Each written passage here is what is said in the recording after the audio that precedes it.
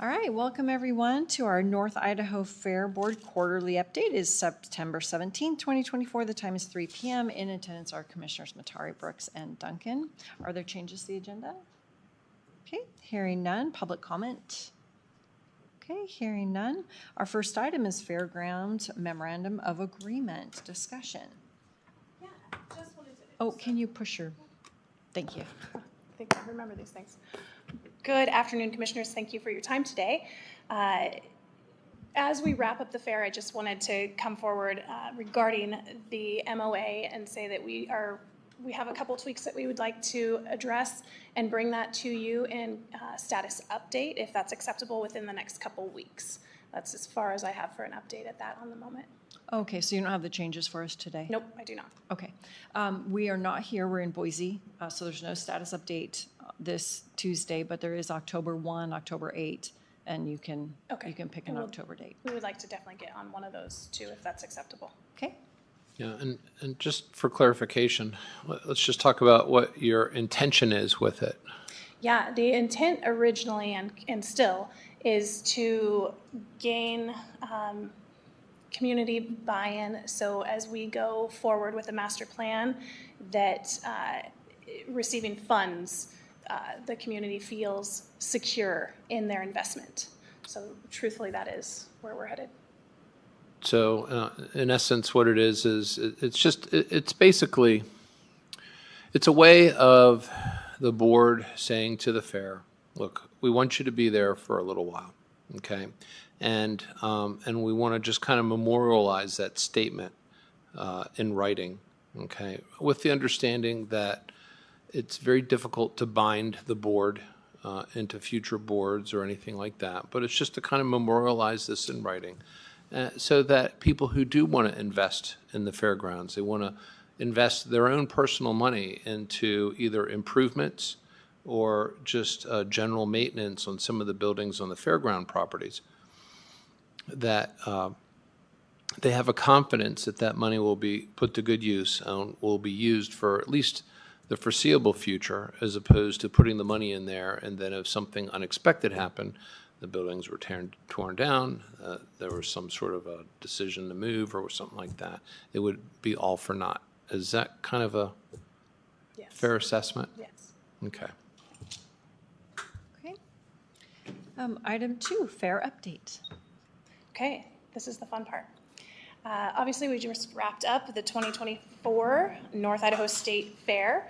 Our attendance was an all-time high with 170,882 folks coming through the gates. That's up 8% from 2023, so we're very happy with that. Say that number again. 170,882. Almost 171,000. Correct. Yeah. Does that include vendors? Yes. That Okay. would be anybody who's there for any period of time. We had 120 different entertainment options that were offered through the course of the 10 days, featuring local, national, and international acts. We hope that, I know I saw all three of you there at one time or another, so thank you for taking that in. I hope you enjoyed it. The rodeo welcomed 605 contestants from across the U.S., Canada, and beyond. We set some new arena records. Somebody from Australia actually set a new arena record in one of those events, and over 13,000 rodeo fans sat and watched the rodeo this year. Also, so you know, all of the performances are also aired on the Cowboy Channel, so that's another place where you can watch our rodeo if you like. And we're really proud that it is aired out there. Our concessionaires' grosses were up 11.5% from 2023, also a very good increase there. Philly Express was our #1 grossing vendor this year. It was his first time at the top, and he was pretty excited about it. I hope if you didn't get to try his booth, he'll be back next year. His cheese curds are amazing. The Philly cheesesteaks are also amazing. Is he anywhere in town, or he just travels to us? He does a few. He's actually out of Spokane. He does Pig Out in the Park, and he was just at the Spokane Interstate Fair. And he has a second booth that I think is at the farmer's market every week. Okay. So it's got a different name. Perfect. Carnival gross was also up. It was up 19%, and our pre-sales were up 8%. We always love it when the pre-sales are up. 163 commercial vendors offered a variety of shopping. 10 arena shows were held, and 7 of them were sold out previous to day of.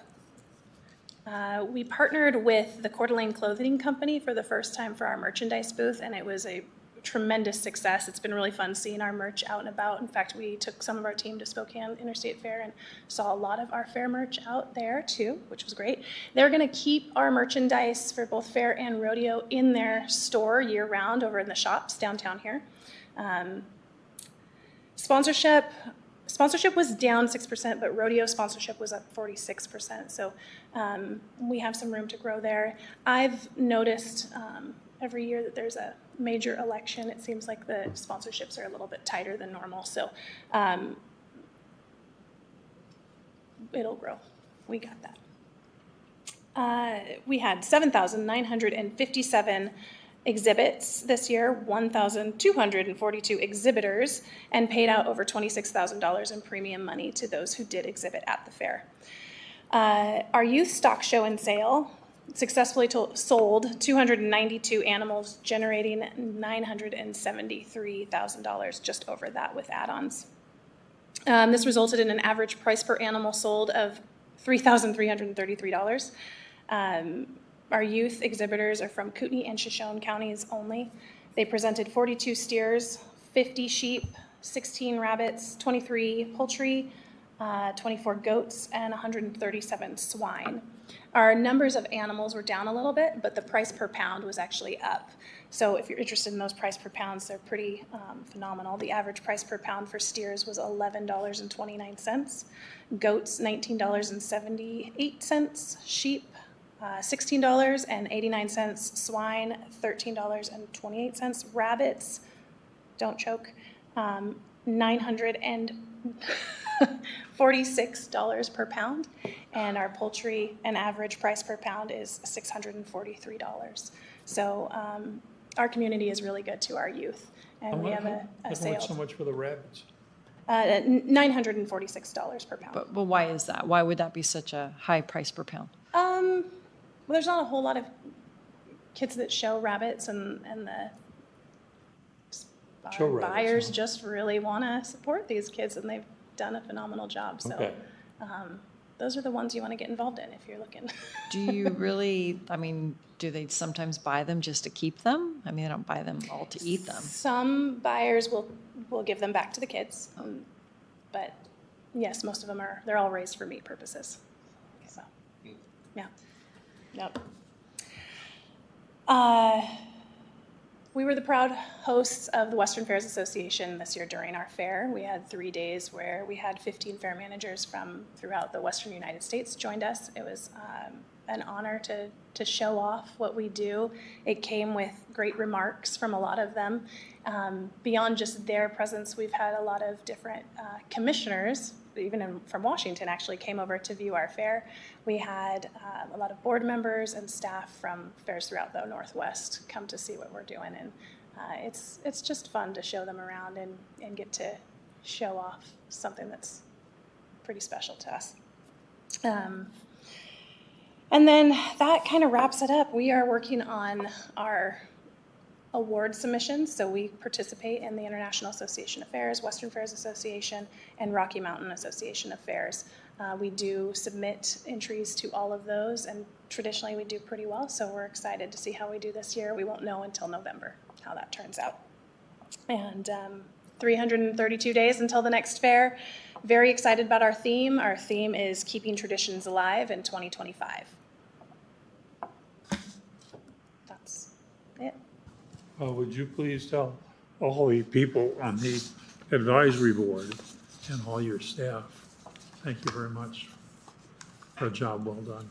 I will. It takes a lot of many hands, and this was a really great year. It ran really well, and that's thanks to all of their hard work. Excellent. All right, public comment? All right, hearing none, 3:09, meeting adjourned. Thank you for the update. Thank you.